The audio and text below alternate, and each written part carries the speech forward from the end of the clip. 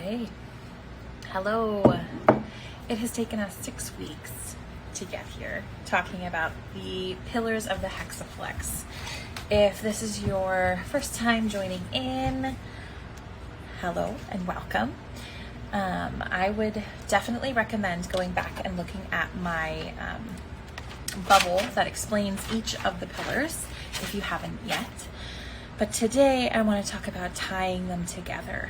And one thing that I've noticed when I talk to BCBAs about the Hexaflex model within ACT is them looking for a procedure, like a prescriptive plan, right? Because we do that. We love those. And being able to write that out and have that plan that is going to move you towards success with your clients or with you or whatever it may be feels really safe. But one thing that ACT teaches us is that safe isn't always the path towards success. Sometimes we have to lean into things that are a little bit uncomfortable in service of that. And that's what I'm going to actually recommend today, that if you really resonate with the idea of a program or a procedure, to maybe drop that idea of how you go about implementing ACT and start thinking about how, what's the word I'm looking for? Application isn't always straightforward. It's sometimes a little bit messy, and we see that in our planning, in our applied programs that we have with any of our clients. It pretty much never goes 100% according to plan, right? We always have to think on our feet, and we always have to dance the dance, do the balance, adjust, change, evaluate, take in new information. Yes, thank you, Apple Tree Connection. Lose the rigidity, right? Think about flexibility, which is the overall concept of ACT, right? In the center, where all of the 6 pillars come together, is psychological flexibility. So moving towards that, embracing the flexibility is what I'm going to ask you to do. So whenever you're talking with someone and you're working towards implementing ACT, whether that be yourself, whether it be a staff member, a supervisee, or even someone above you, right? Whether it be a parent, or whether it be directly with a client when that's appropriate, because there's absolutely times where it is appropriate. We have to start getting curious about what it is that they need, what is functional. Listen and apply based off of your experience with the whole model, right? All of the 6 pillars, which is why I absolutely recommend starting with yourself. Always starting with yourself in the way that you apply, because knowing how to move from one to the other is going to be contextual. It's going to be dependent upon the person who is talking with you and what step you need to go in the direction of next. It's outside of the box, right? Like, this isn't even a box, it's a hexagon. And so one thing that I get a lot of questions about, like, it's practice, right? It's practice. You have to practice this over and over and over. Gaining your skills, gaining your experience, working with your metaphors, figuring out how you can explain it and how you can help the other person to understand, because there's always going to be miscommunication. And so allowing yourself to notice that, allowing yourself to notice that you're holding space for another person and their, misunderstanding of what you're saying, and keeping at it, keeping at the practice, making it a habit. One of the things that I get a lot of questions about is, okay, cool, so I understand ACT, and I'm going to start applying it to my clinical practice. How do I get my RBTs or my LABAs, or those are the terms that we have here in Washington State. I've heard of like BIs and other things, but your direct interventionists or your mid-levels to be able to implement this with fidelity as well.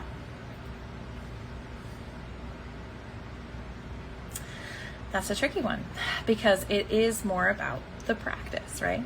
And so it is more about having the experiences, working through those, and being able to put those out there. There are some programs that I can recommend, like the DOTS program or the DNAV program, that can help someone to be able to move around that, but it might not always be appropriate to have an RBT be the person who is implementing this. That might not be an appropriate action. It might be something that you have to do, or that you have to work with on how to create some flexibility in the way that you run your treatment plans, right? And that's not a lovely answer, and it's not a perfect one right now, especially with insurance companies and insurance funding being pretty challenging. But I would say that as you get the practice and as you work the Hexaflex for yourself, you get really familiar with your values. You get really clear on what it is that you're trying to create. You practice these things. You are going to interact with your environment in a way that supports the vision that you want to create. And so the solutions will come. They're going to be a creative way that is going to work with your values, your environment, right? To create action that helps filter through trial and error of finding what is going to work for you in those situations. And it's about holding space and psychological flexibility for that process, right? And so when I hear about BCBAs who are really frustrated with implementing ACT because yada, yada, yada, right? Like my example of the RBTs, or maybe even insurance coverage or parents or whatever it is, I'm always going to point back to you and your psychological flexibility. Because when we start going down that rabbit hole, some of that can be true, right? And I posted a kind of like a reel today that draws to this exact same thing. Like, you become aware of the problem, and then what, right? When we start allowing our problems or our concerns or our issues or our frustrations, or however you want to word it, whatever it is to you, become an excuse to not move forward in service of our vision, right? In service in getting more clear on what it is that we want to create, and taking action in service of that, that's when we're not being psychologically flexible, and it's not always comfortable. And so I always am going to come back to our practice, our empathy for ourselves, and our self-care.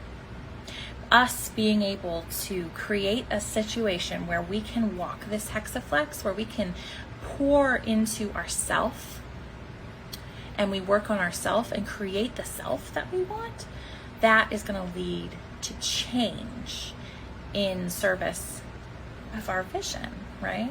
And so the answer to how to teach someone how to walk the Hexaflex is always going to be in your walking of the Hexaflex, being able to find the solutions and be able to be creative and flexible and aware and experiencing is it's a lifelong thing. It's something that you're always going to be gaining awareness of, because we can't know what we don't know. And so when we're in search of that, that's when we create more awareness for ourselves. I like to think of 80-20 as like my percentages. I practice the idea of finding the good. And that's a really wonderful exercise in walking the Hexaflex, is being able to flexibly switch from things being a problem, right, to things being an opportunity. And so when we practice finding the good in everything, even the uncomfortable, that's when we start being able to feel good, right? We're able to experience the life that we want. And when we walk the Hexaflex from that perspective of it gets to be good, or it gets to be easy, or it gets to be fun, whatever it is for you, right? I use the word good as like a catch-all. That's like the 80%. We want to kind of learn how to be in that situation. Oh, hey, Jennifer. That's fun. We want to learn how to be in that situation like 80% of the time, where it gets to be good and it gets to feel good and you get to rock and roll in that space, right? But then the other 20% is the looking for the things that are triggering, looking for the things that are hard and working on those things, welcoming them into our dance around the Hexaflex model. So that way we can find what we don't know, right? And poke at the things that are maybe more challenging for us, and that we're always growing and gaining more awareness, more acceptance. And then that's going to fuel how we work with other people to walk the Hexaflex and learn how to implement that flexibly. So it's not a lovely answer, and it's something that is going to be part of your practice for forever. Even just this week and into last week, I found something within my own self that needed healing, and it was like rediscovering the whole thing again. Like, whoa, holy crap. Like, I was really triggered about this interaction that happened like years ago, and it's still, playing into my day now, and figuring out how to care for myself during that time, how to put this together and how to work on it was like rediscovering ACT all over again, even though I've done this dozens of times for myself and helping other people with it. And so that practice, that habit of letting it be good, and that 20% of searching for what it is that we can grow and how we can continue towards our vision, is kind of the thing. It's kind of the thing. So I'm going to go ahead and give like a quick overview again of what the pillars are, right? And maybe some little examples. We've got acceptance, we've got present moment awareness, values, right? Committed action, self is context, and cognitive diffusion. And at any given time, you could need 2 or 3 of those, or you could need 1 of those to be able to help look at a situation. So let's say you've got something going on with work, and you know that you're feeling too stressed and you're not necessarily aligned with the situation with your supervisor or whoever's keeping track of your hours or whatnot, and so acceptance might not feel lovely. You might be able to say like, okay, well, I can accept that the situation is the way it is. I can accept that I don't want to make a move right now, or I can accept that it's hard to make a move and that's okay, right? And so when that one piece isn't going to give you everything, so it's going to be like, okay, well, in the present moment, what is the driving feeling that I'm having right now, and what is the one that I want, right? And so if you're feeling stagnant, or if you're feeling unheard or unvalued, that's going to be really powerful information. But if you don't lean into that, right? If you don't allow yourself to get into that self as context place, and you're in that place where you're only being the anger or being the devalued or whatever it might be, then you're not going to be able to create committed action, right? And how do you do that, right? You can touch onto your values. And then you can have an opportunity for diffusion. And so just in that little tiny example, all of those things can be happening at once. All of those things can be happening simultaneously. You can move from one pillar to the next incredibly quickly. And so it just takes a habit, right, of noticing, or even just visually referencing where you're at. Get practice with identifying it as you work through things. Like, this is one of the things that I do in my one-to-one coaching, is that when we identify a thing, right, or we're doing some work, I try to pull it back to the Hexaflex and say like, oh, this is an opportunity for acceptance, or, oh, you just did some really good self as context work there. Here's an opportunity for diffusion. And so the more you work through that, the same way you did in graduate school, or if you're in graduate school, the same way your supervisor works with you if you're not in graduate school, the more fluent you're going to become. And so it's just like drawing your awareness to that and allowing yourself the opportunity to practice and to be safe in learning and safe in being kind of like that student role. And the more you practice, the more you can help others with it, and the more they'll pick up on that. But truly, whenever you come up against a problem and you start saying like, I can't do this, right? It's because we need to start walking that Hexaflex for ourselves and looking at it in a different way. My favorite way being to start pouring into yourself, right? Practicing whatever your version of meeting your own base needs. A lot of time people say self-care. I know that self-care is starting to become a watered down term, but I'm working on a project behind the scenes right now, and I just filled out some paperwork that I'm going to be sending away around the idea of self-care being an ethical consideration for you to be able to provide the best type of care to your clients. You are going to have to practice meeting your own base needs. And so that's always going to be my takeaway. It's going to be the takeaway for the way that I work with parents. It's going to be the takeaway that I work for with you. It's going to be the takeaway I work with anybody. When you start meeting your needs and you start getting curious about what those needs are, right? Allowing yourself to try them out and meet them, that's when you're going to be able to start holding space for other people. And that's the problem sometimes with ACT, is that we as behavior analysts get really uncomfortable holding space for emotions because we're so triggered all the time. We're not always getting our base needs met because of the culture of behavior analysis. So in practicing for ourselves, in tying that ACT Hexaflex together, we get to make that ripple out effect. That's really incredibly powerful. So it's kind of misleading, right? Tying the 6 pillars of the Hexaflex together takes practice. It's not something that you're going to get from a 15-20 minute presentation. It's going to be something that you're going to have to practice over and over and over again. And it's why I do the work that I do, because I believe that the practice is what creates fluency. And you guys know that. You believe that too.